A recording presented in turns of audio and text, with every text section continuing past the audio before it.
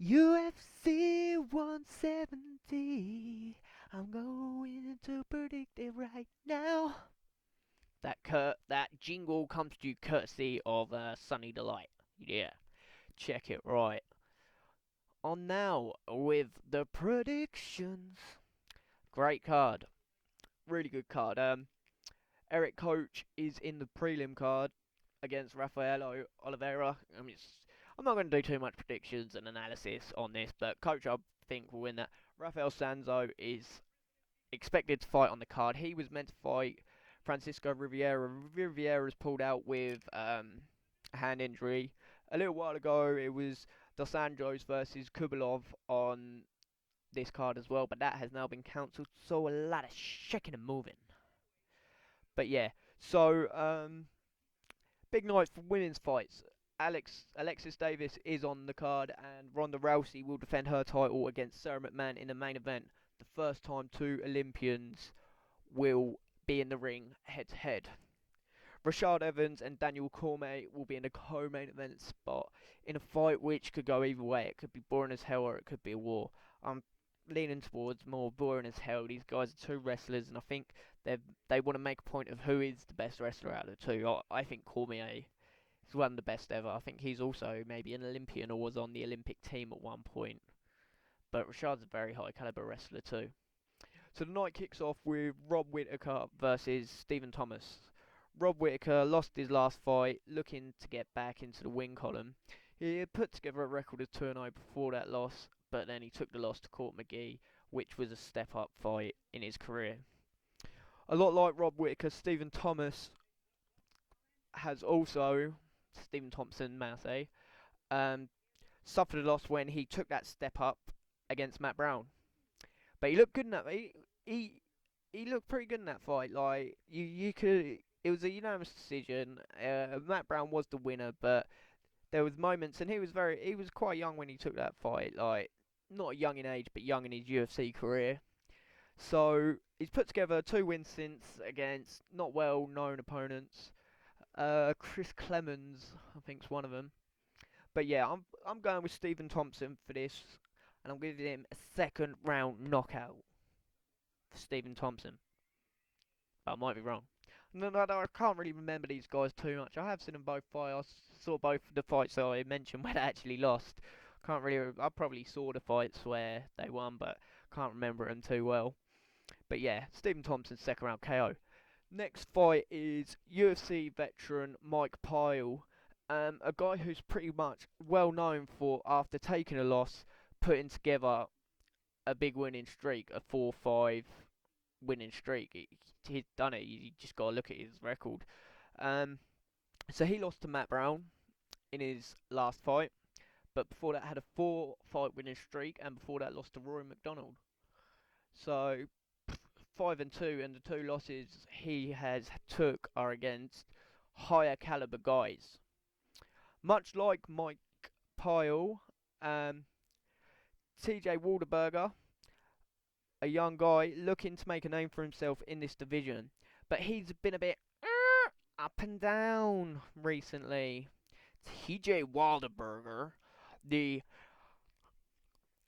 quarterback for the New England College Association's football team. I'm joking. Right, yeah, he's been a bit up and down.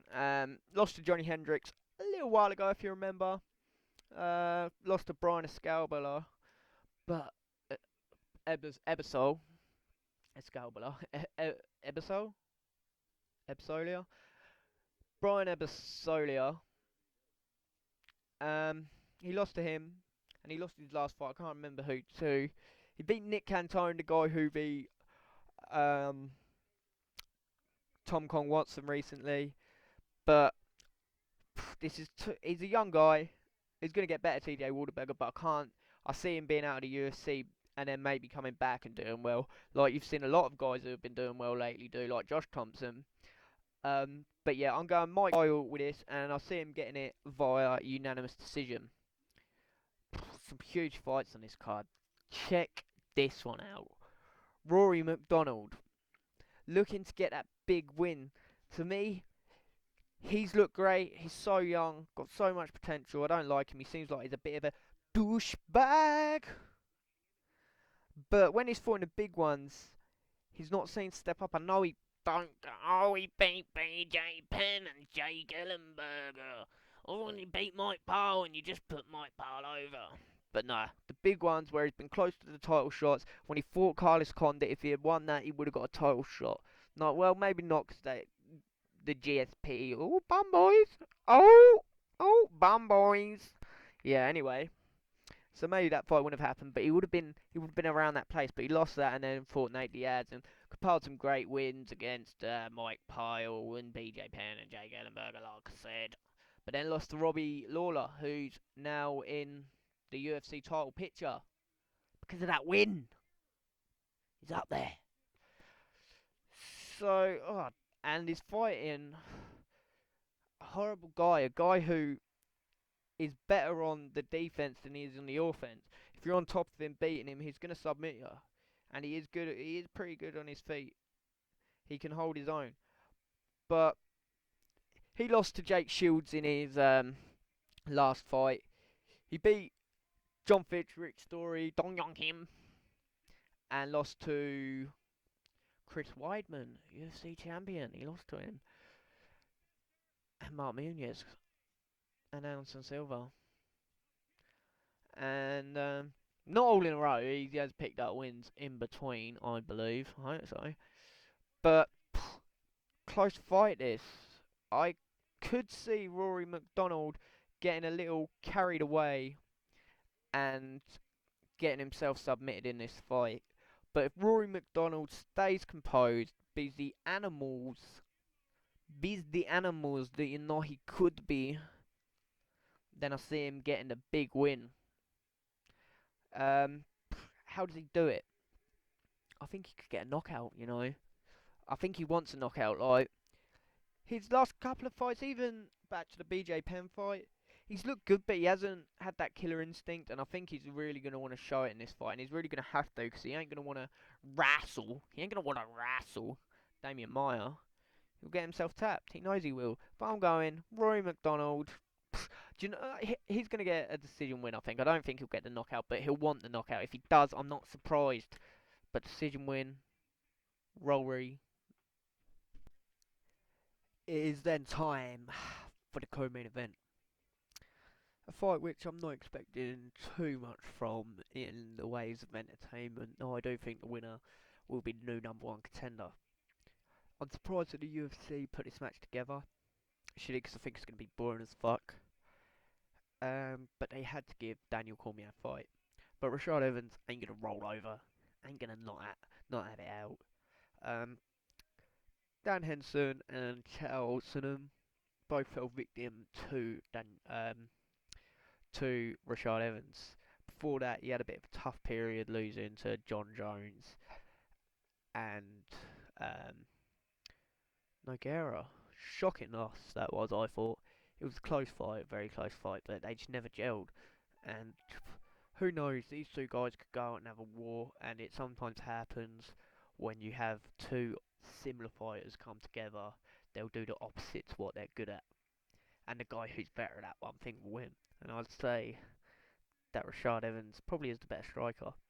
Both of these guys have been at heavyweight before in their career.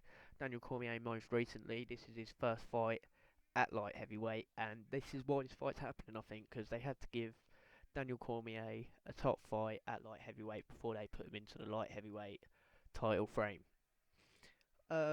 Daniel Cormier's looked very, very good since he came to the UFC.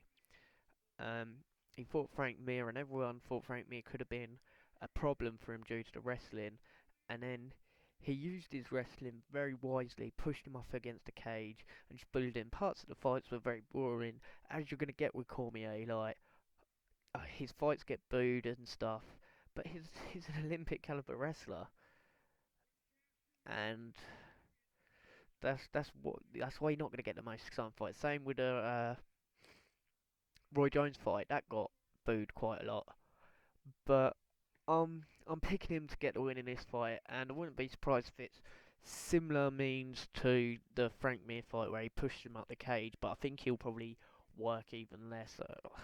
But I'm not like the two guys who are so big, such big players in the UFC light heavyweight divisions.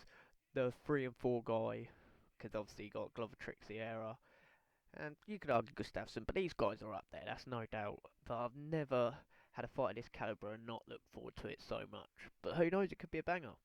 The main event: Ronda Rousey versus Sarah McMahon. I'm going to start off with Ronda Rousey because there's not much I need to tell you. She's the biggest fighter in the UFC right now. She's the girl who's out there on the chat shows doing the promoting. She's in the films, she's in Expendables and all that bullshit. She's an Olympian. And like I said earlier, this will be the first time two Olympians have been in the UFC octagon together. She's beat top fighters before Ronda Rousey, Miesha Tate, Liz Camacho, Sarah Kaufman, Sarah Dianio, and this is what I think will be the difference. I think Sarah McMahon could be a very stiff challenge for her, maybe even tougher than um, Miesha Tate, and she's undefeated herself, but someone who has got to go. And I see Sarah McMahon actually controlling the most of the fight. I could see this kind of being a bit like Chelsener versus Anderson Silva 1, where Chelsener dominated the fight, but but Anderson Silva got the tap, and I can see Sarah McMahon dominating the fight, but Ronda Rousey getting the tap, and that will happen in the second round. I'm calling, and Rashad Evans, Daniel Cormier, I'm calling. Will go all the way, unanimous decision. So there are my predictions. Let me know yours.